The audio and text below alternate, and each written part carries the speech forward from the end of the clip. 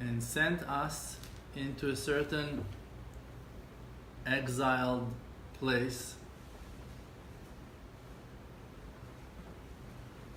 not to be able to learn and not to be able to keep our holiness, and to face challenges that are above our heads, big time. Parents, like, you can't choose. Siblings, school systems, neighborhoods, things that... And the Creator sent you to that place in a certain moment, and every aspect of that plan was calculated and thought from before and planned, and you just been sent to that place to hold on, to survive, because less than a war, there was nothing to it.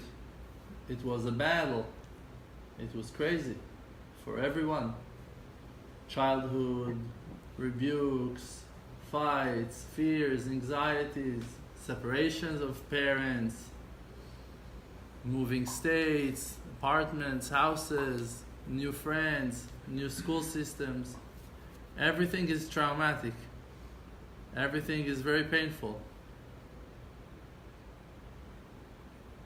Now, when we are trying today to reconnect ourselves to the truth, to ourselves, all the time we have complained on ourselves why I'm not perfect, why I'm getting angry, why I'm overreacting, why I'm being too emotional, why I can't deal with pressure, why I'm not knowledgeable, why I haven't learned enough, why, like, many complaints, why I don't know how to show affection, why I don't know how to show love, why I don't know how to accept love, how to be loved, my low self-esteem, full of complaints on yourself, when in reality, if you will check the real reason of why you're suffering so badly, it's obvious.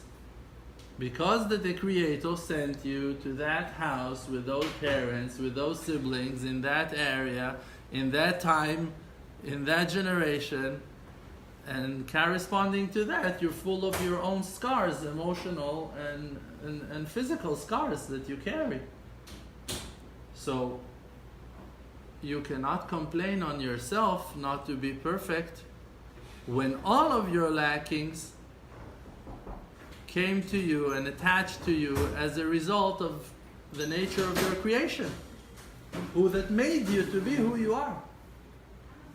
So the first step into coming closer to the Creator is to come closer to the truth of reality. The truth is the reality. To connect yourself to the Creator, it's to connect yourself to the Creator of your reality. To that one that his name is EMET. Hashem Elokechem EMET. Your God is the God of truth.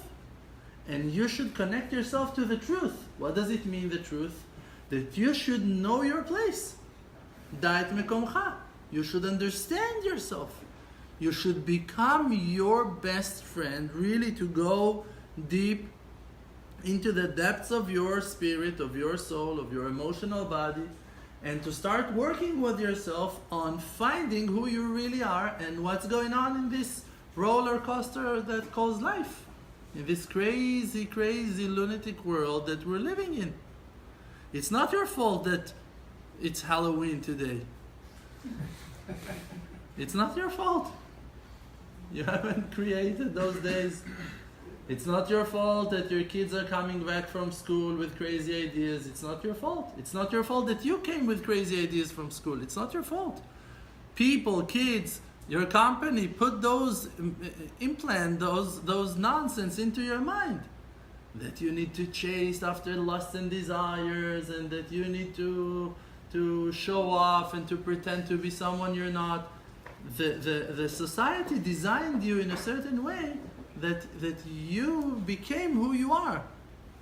Now, to hate yourself on the fact that you just tried to survive all your childhood just literally tried to hold on to sanity, to be happy, to be protected, not to kill yourself, not to be destroyed by society, not to be humiliated by your parents, by your friends, by your siblings, all the time trying to build your character and to pretend to be someone else that will survive.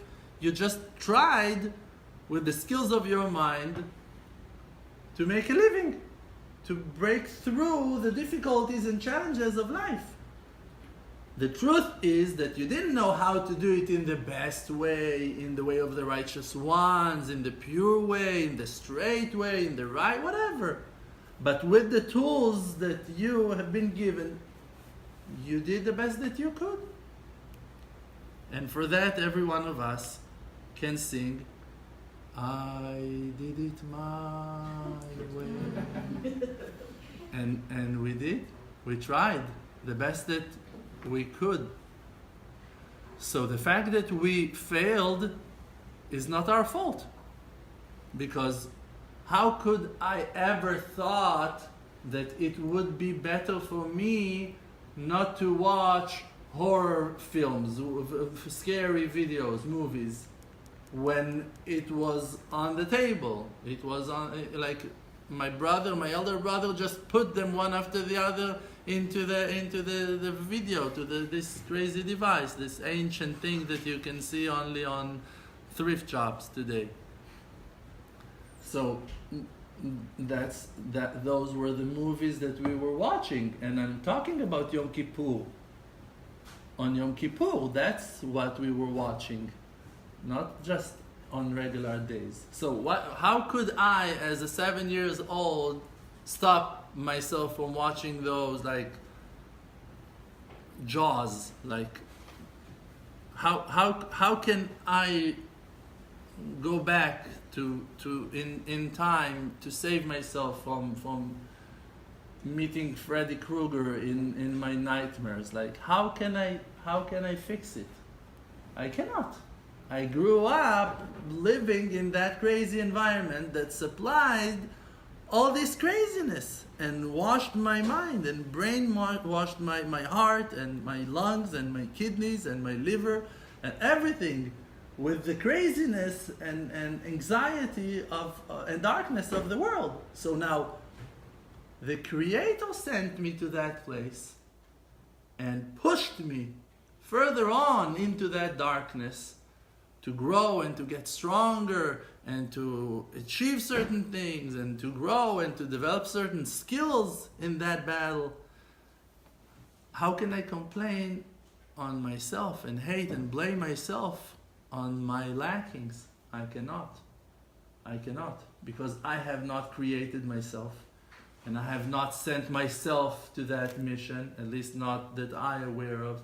In the Gemara, in the ancient scripts, it is written that you agreed on every aspect that you'll experience in life. But now it's coming out of that understanding that life is a mission and not a chaotic experience of, oh, what in the world am I doing here? Like, what happened? You knew before of time, before of coming down to this world, when your memory was complete, when your knowledge was in the maximum of its capacity, that your ability to grasp the purpose of creation was perfect, and you knew exactly then, before of creation, before of coming down through all the curtains of physicality, you said, I want to help the Creator to fulfill His desire, His will, and to accomplish something in that dark mission, in that dark world of lie. And I'm ready to be sent as a warrior, and I hope to make it back, and I'm going to fight. And based on that early, before of time decision, you went down to hell. To hell. Now you're here, and the first thing that happened is that you forgot all your knowledge. That's the beginning of the journey in this world. You forgot the ancient memory, disconnected from the ancient archive of your soul, the tons and endless information of reality, what's the real truth, and you're now trapped behind the curtains of illusion. You're in a rush, you have things to do, you must learn, you have to finish, you have to supply, you need to bring, you must be, you have to feel, you need to, and on and on and on. And all those things are things that your body is demanding, is forcing you to feel and to be under pressure and to see and to ignore and to have to and to fight with and to disagree. And all those things are happening to you while you don't remember who you are at all. What's your mission? And there is no way out because the world is surrounding you and it's round and it's surrounding you in 600 and 360 degrees. That's it. From outside, there is no way out. There are no way out. No outlets. There is no ways. Nothing like... Even to the moon, they're saying that it was a Hollywood movie, a conspiracy of like no one ever been there before, and just making up fantasies for people to believe that a man walked on the moon. And it had been videoed in Area 51. I don't know. In reality, there is no way out from this world until the person loses his body. And the soul is coming back to heaven. Where is it coming to heaven from? From within. The spiritual soul that your body, your vehicle is carrying is attached to you from within. And when the body will lose its grip, your soul will be set free. And that's it. Came back to reality, to the world of truth that is above this prison of this world. Now, the secret, and that's the only way out from this world of lie, to connect yourself to the truth, is to connect yourself to your soul as long as you're still alive. It will happen to the person no matter what he will do after 120. In the last moment of his life, he will fly high to the world of truth, to see the Creator and the truth face to face. But we can achieve that truth and to find an inner connection, inner channel to bring the wisdom of truth while we're alive here on this planet. And it's not hard. It just required I don't know. For me, it's a decision. Maybe it's dedication, but it depends in your will. Basically, you need to want it. The main thing that the Torah is telling us every day, we need to repeat and to say it over and over again. You should love Hashem b'chol levavcha, u'v'chol nafshecha, u'v'chol me'odecha. You should love the Creator, v'ahavta, to love, with all your heart, with both of your inclinations, with your good and holy desires, and also with your negative ones. When you eat, and when you're hungry, and when you're tired, and when you're angry, you need to find a way how to love Hashem. You need to find the good that is hidden in those negative experiences that you're experiencing, and to understand that there's a purpose for that negativity, that mission is a noble mission. It's an amazing mission. There is wisdom behind all those husks and coverings that are blocking the light of truth. And when you recognize the godliness that is hidden and treasured in this world, in that moment you remove those curtains away and they will never stand up back again. You're removing them for good. When you recognize godliness in situations when you realize that it's Hashem, the creator of the world, that He is the one that is running those wheels, that He is the one that is pushing, lighting, moving, running this engine, in that moment you reveal His kingship. And you break the illusion of nature, that this world is a result of natural causes and not a creation of a creator. But you can do it only when you are coming out of that matrix. Only when you are unplugging yourself from your lust and desires and attachments to physicality. When you say, even when you are weak, like we said, "Ve'avta et Hashem Elokecha b'chol levavcha," even in your evil inclination, even if now you feel like, man, I'm falling, like I know it, like that's it, I'm going down. Go down with Hashem. "Gam ki elech b'gei tzal mavet lo ira ra." Even if you go in the valley of death, King David is able to say that. You may be scared to say that. Some rabbis may be scared to say that. King David was not scared. He was aware to the reality that you find yourself sometimes in the valley of death. Nothing can stop it from happening to you. Not if you're Rabbi Eliashiv, or Rabbi Ovadia Yosef, or Rabbi Nachman of Breslev, or the Lubavitcher Rebbe, or Moshe Rabbeinu, or Abram, or Sarah, or Rachel, or Esther HaMalka, and on and on and on.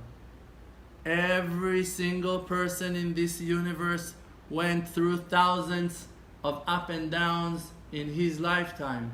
Everyone. Every single one. With no exceptions.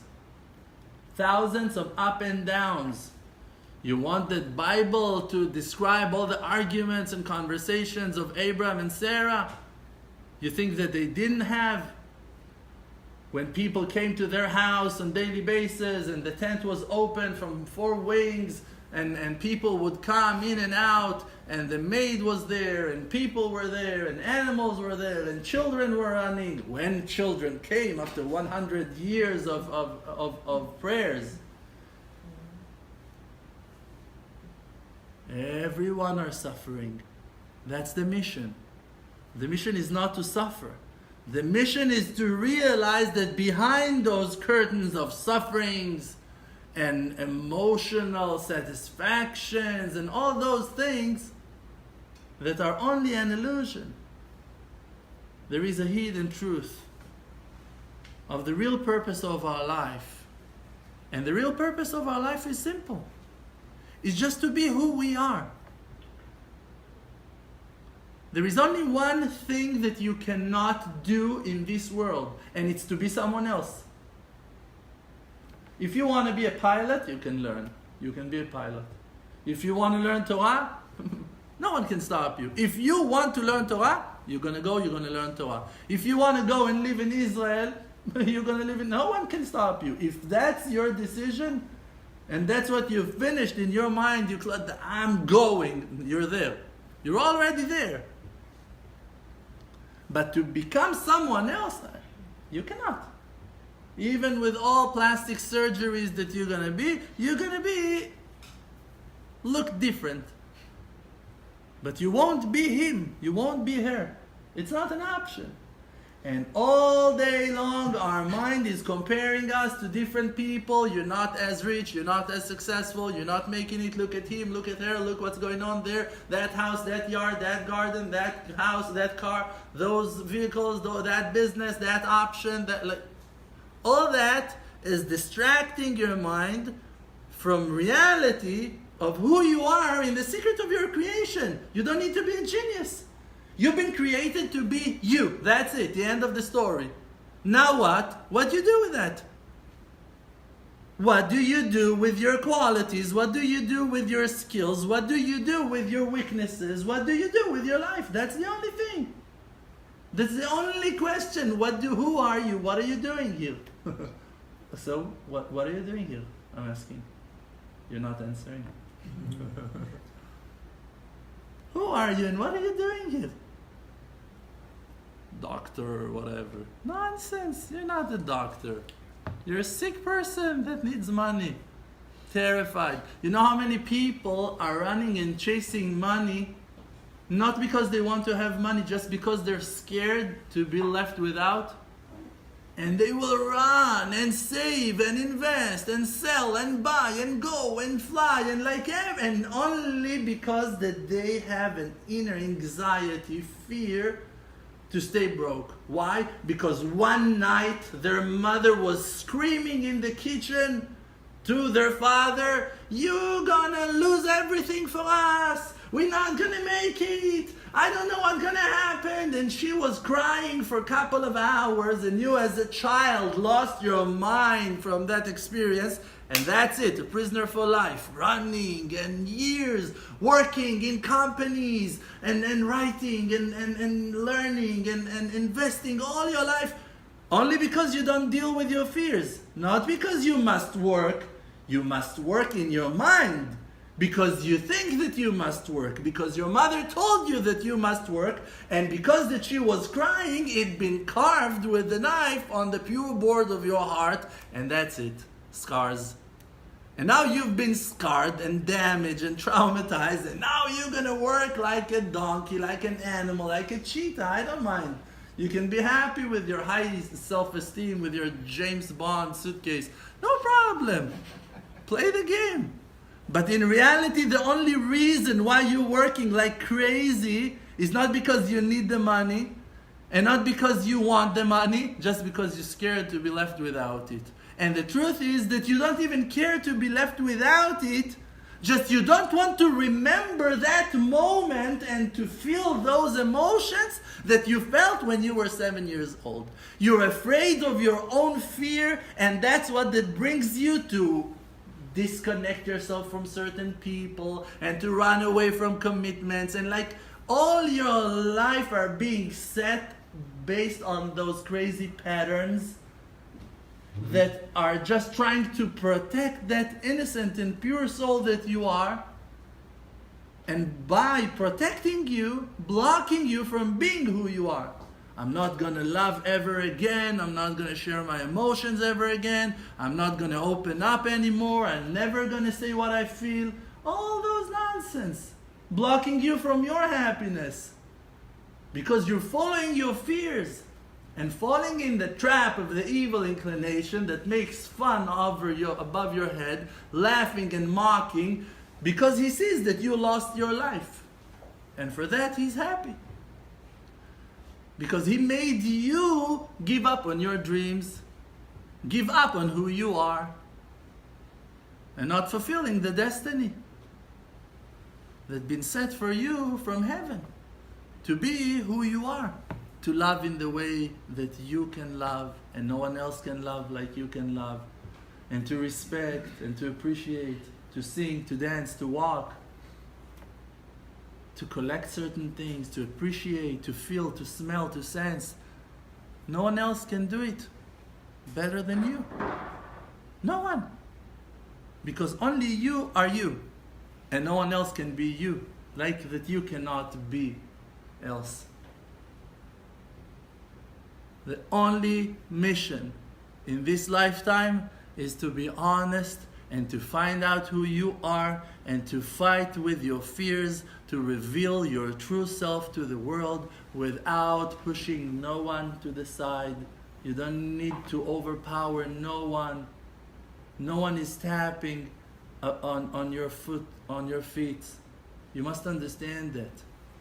One person came to the Lubavitcher Rebbe and told him, every place I go, people are laughing at me, people are insulting me, people are arguing with me, I don't have a place in this world. The Lubavitcher Rebbe answered to him, if you wouldn't spread yourself all over the place, people wouldn't step on you.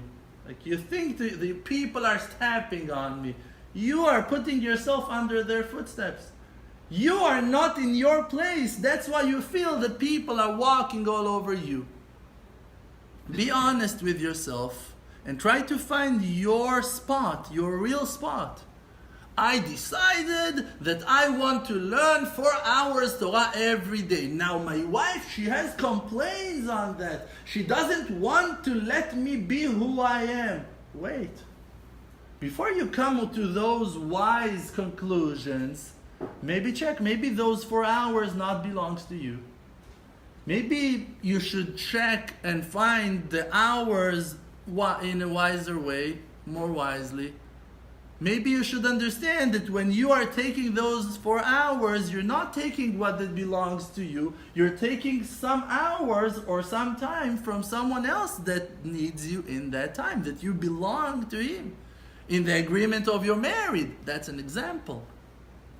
That's an example. So you're gonna hate and gonna be frustrated, no one let me learn, no one understands me. When you are acting selfish, and you don't care about someone else that needs you. Someone needs you. Someone needs you. You know how lucky you are that someone needs you? You know how much money people would pay to feel that someone needs them? You have people that are walking in the world with the feeling that no one needs them. You know what a horrible feeling is that? And you have complaints that people needs you. She can't deal on her own. She can't do anything alone. You're flushing the diamonds like on your own, by yourself. Diamonds, who needs them? Precious people cares about you, needs you, loves you. That's deep. But you can't see, you cannot recognize the wisdom that is hidden and treasured in those situations because you are acting selfish.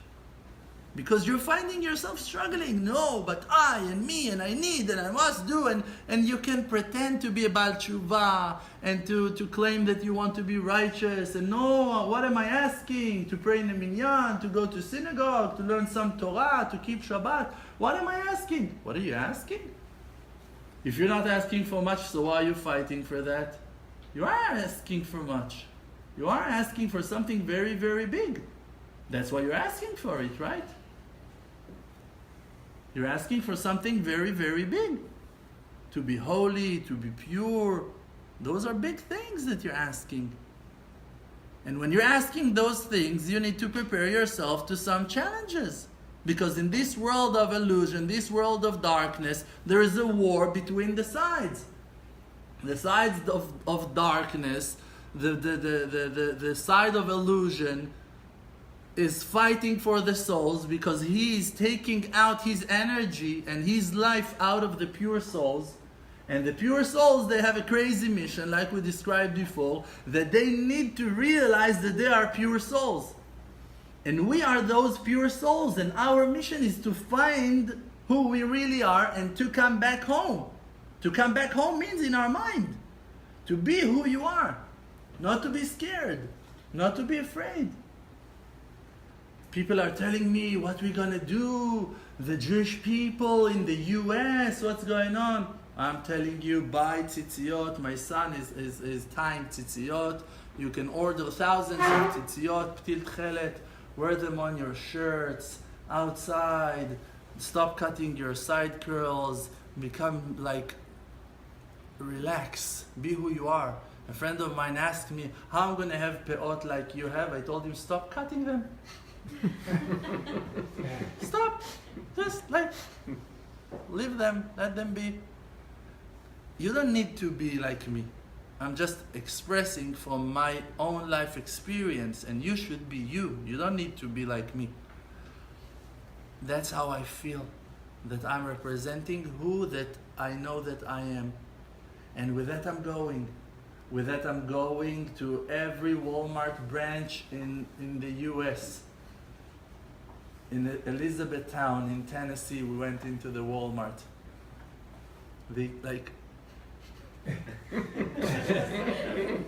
What are those? Are the kids for sale? From which planet you came? You are who you are. I said it many times. When I started to become ridiculously religious, that's how you say it? I was not searching for Hashem and not for the Torah and not for something meaningful. I felt that something is wrong with my life and I was searching for the truth. And in reality, I suddenly realized, hey, I'm Jewish. I have Jewish roots inside of me. And then I start investigating. Okay, so what does it mean? What does it mean? You have a huge, huge community in Africa, friends of mine that I'm in touch with them, that they know in tradition that they are Hebrews, that they are from child of Abraham and Isaac and Jacob. They know it for sure. You have communities that are running services and prayers by the halakha, keeping Shabbat and eating kosher. They know their roots, like you can't argue with them. They're stronger than you. They will tell you who they are. They don't ask you even. They're claiming to be Jewish, to be Israelis. And they know their roots, they know their history. Their ancestors told them exactly what happened and where they came from and which war and which battle and how they crossed the lands, when it happened. And they have the Bible and it's all written over there and they don't have no problems in life. Except of that we're not able to accept them, to recognize the godliness of the holy tribes that is treasured inside them, their souls. And you have the problem not recognizing your own brother and not understanding that there's a way to let him back in. Because we have today all the power to do that. We have all the sources, we have the land, we have everything we need. Except of the key to our hearts that is still missing. Oh, no, I have my own things, my mind, my wife, my house, whatever.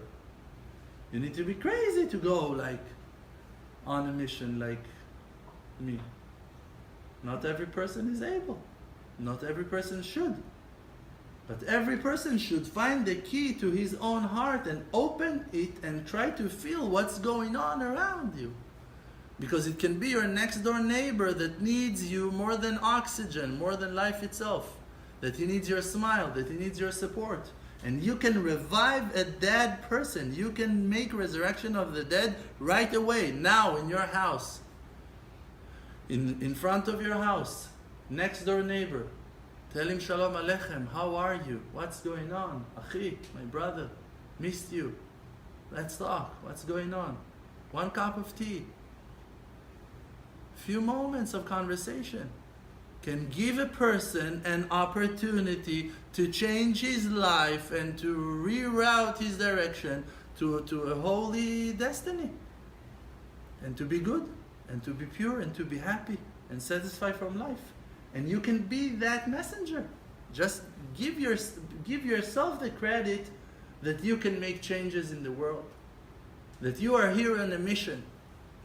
All those weaknesses, all those post-trauma, all of our childhood, all of those walls of protection that we took upon ourselves, they became a shield, an armor that is protecting us today from the darkness and the strength of the war, from how hard and dangerous the war is.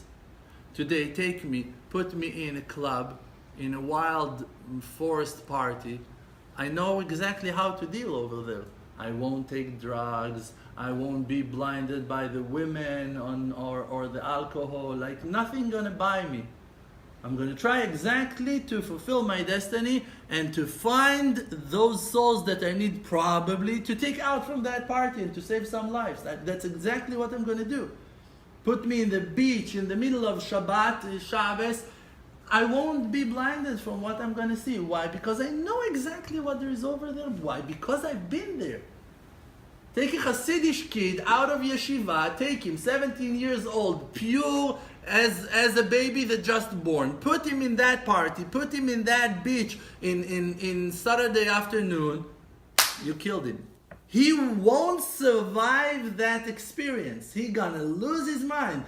Give him 5 minutes in that party and bring him back to Mea Sharim, Jerusalem, to his Hasidic shul, with his father, with his rabbi.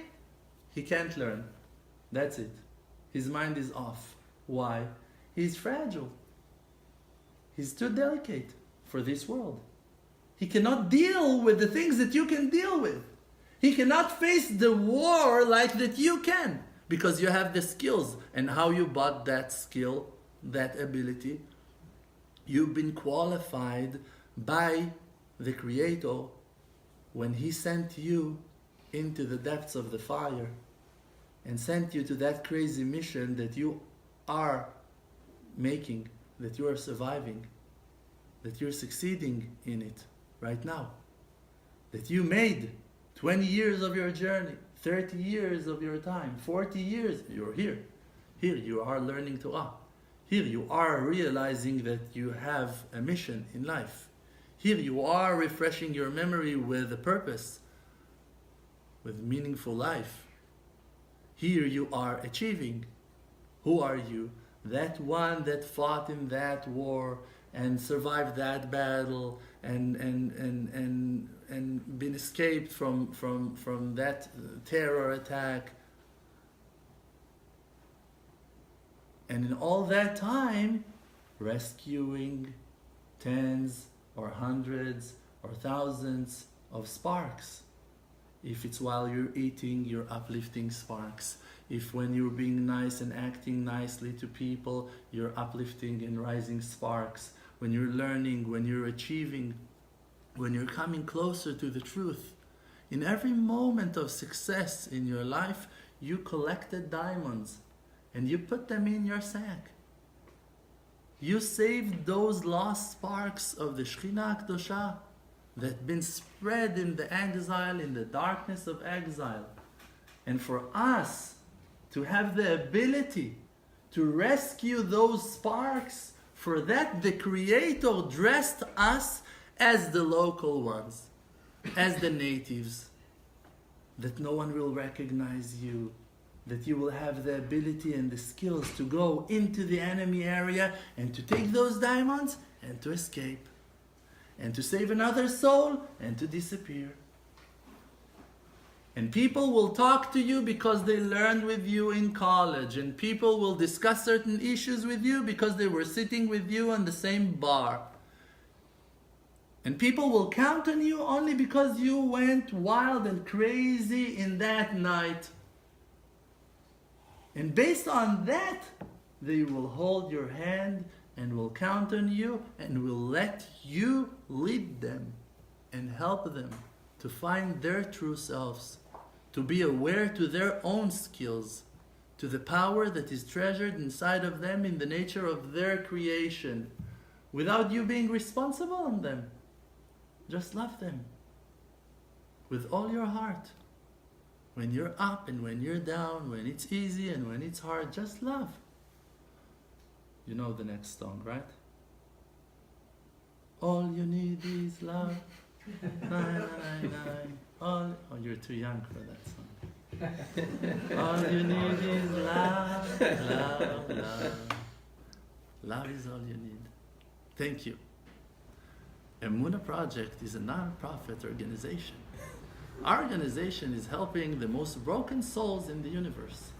You're more than welcome to help us, to support our activities around the world. Now we're crossing the country.